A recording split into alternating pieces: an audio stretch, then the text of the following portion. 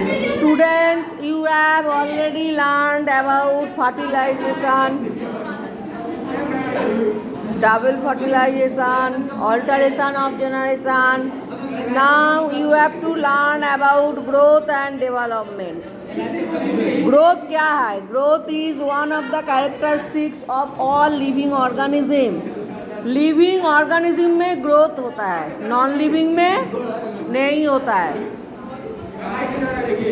तो complex process involving many factors both internal and environmental. तो internal factors body का जो इंटरनल है एंड बाहर का जो एनवायरमेंटल फैक्टर है, दोनों ही क्या है, इन्वॉल्व है इसके लिए. During growth anabolism exceeds catabolism. Anabolism माने simple substance are synthesized into complex require energy. जो substance synthesize होता है, जैसे growth, photosynthesis, ये होচ্ছে anabolism. और catabolism होচ্ছে breakdown of complex molecules to form simple with release energy. हाँ, complex molecule ब्रेकडाउन होता है, एनर्जी रिलीज होता है. जैसे रेस्पिरेशन होচ্ছে ক্যাটাবলিজম. তাহলে growth is an irreversible increase in dry mass. Irreversible मतलब not possible to change to return previous condition. एक बार ग्रोथ हो जाता है तो प्रीवियस कंडीशन में नहीं आ सकता, इसे कहता है इरेवर्सिबल. और ड्राई मास, बॉडी का वेट क्या होता है, ड्राई वेट बढ़ जाता है, इसे कहता है growth. With change in size और volume of a cell.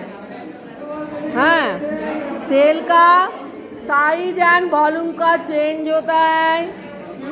Organ और द होल ऑर्गेनिज्म, पूरा ऑर्गेनिज्म का, बॉडी का क्या होता है, ग्रो होता है. Definition of development, the series of elaborate and well organised changes of cells and tissue. और डेवलपमेंट क्या है, सेल्स और टिश्यू का जो चेंज होता है, एनलार्ज होता है, which eventually give rise to an adult organism. धीरे धीरे चाइल्ड से क्या होता है, बड़ा होते होते एडल्ट फॉर्म होता है, इज कॉल्ड डेवलपमेंट. पहले फेजेस ऑफ ग्रोथ क्या क्या है. फेजेस ऑफ ग्रोथ जैसे फर्स्ट स्टेज होচ্ছে the phase of cell division. Cell division के द्वारा क्या होता है, सेल का डिवीजन होता है. एक सेल से दो सेल, 2 से 4, 4 से 8, और धीरे धीरे क्या होता है, बॉडी का ग्रो होता है.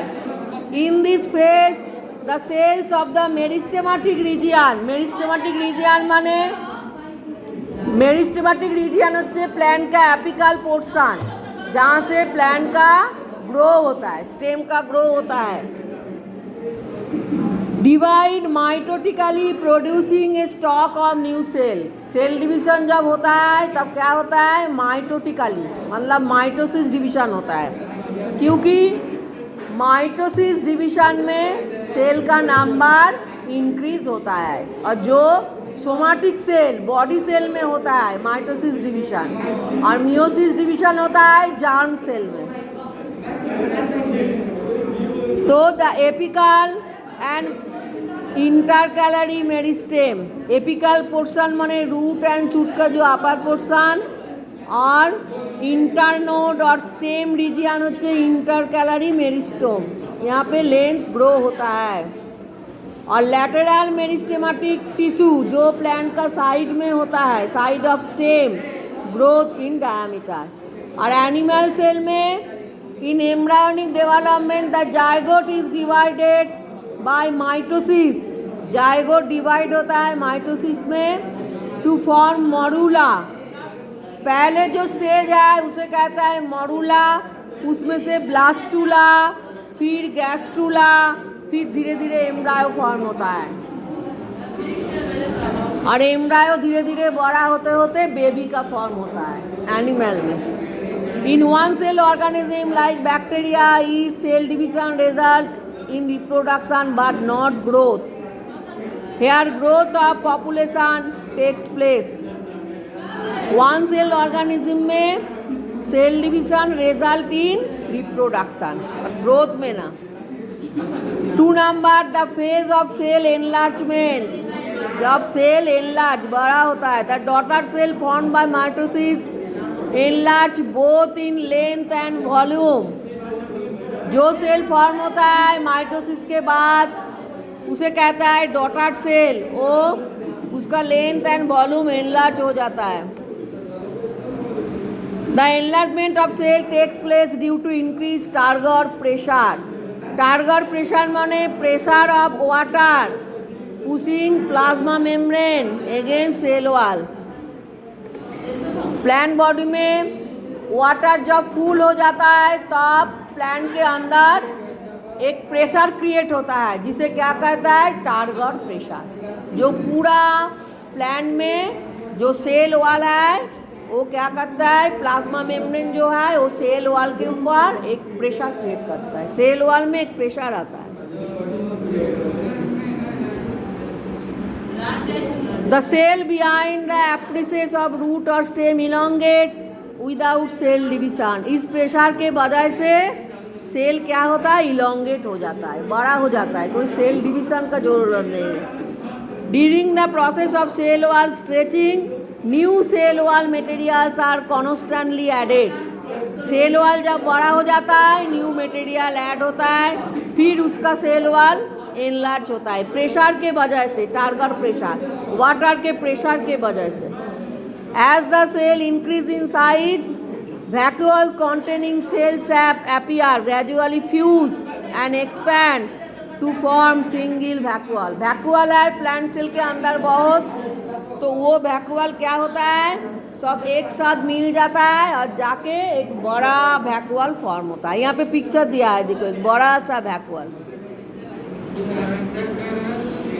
Cells become osmotically active and thereby allow more water to enter. और more water enter होके vacuole के अंदर स्टोर होता है. और एनिमल सेल में ड्यूरिंग गैस्ट्रुलेशन, गैस्ट्रुलेशन होচ্ছে एम्ब्रायोनिक डेवलपमेंट. पहले जाइगोट से जो एम्ब्रायो फॉर्म होता है उसे कहता है gastrulation. enlarge and form tissue by elongation. Cell shape changes and proliferation. proliferation माने जब मेनी सेल डिवीजन होता है, बार बार सेल डिवीजन होता है. सेल डिवीजन होते होते होते होते क्या होता है, सेल एनलार्ज होता है, सेल का नंबर बढ़ जाता है. सेल का नंबर जब बढ़ जाता है तो बॉडी ग्रो होता है धीरे धीरे. बड़ा छोटा से ऐसे बेबी से क्या होता है चाइल्ड, चाइल्ड से क्या होता है यंग, यंग से क्या होता है ओल्ड. बॉडी का ग्रो होता है सेल डिवीजन के वजह से, बार बार सेल डिवीजन. और 2 fundamental strategies for morphogenesis. Morphogenesis माने जो शेप भी चेंज होता है in animal development. During embryogenesis, embryogenesis माने development of embryo of the simple chordate elongation of individual notochord cells constitutes a crucial stage. first stage, first stage में धीरे धीरे क्या होता है नोटोकॉर्ड फॉर्म होता है. नोटोकॉर्ड माने बोनी स्ट्रक्चर. पहले एक सॉफ्ट बोनी स्ट्रक्चर फॉर्म होता है जिसे कहता है नोटोकॉर्ड. धीरे धीरे वर्टिब्रेट में बदल जाता है, हार्ड वर्टिब्रेट जहाँ पे कैल्शियम होता है. The mechanism of cell elongation is elusive. माने elusive माने so mainly सेल इलोंगेशन, धीरे धीरे सेल इलोंगेशन होता है और पूरा बॉडी का क्या होता है ग्रो हो जाता है सेल डिवीजन के बाद.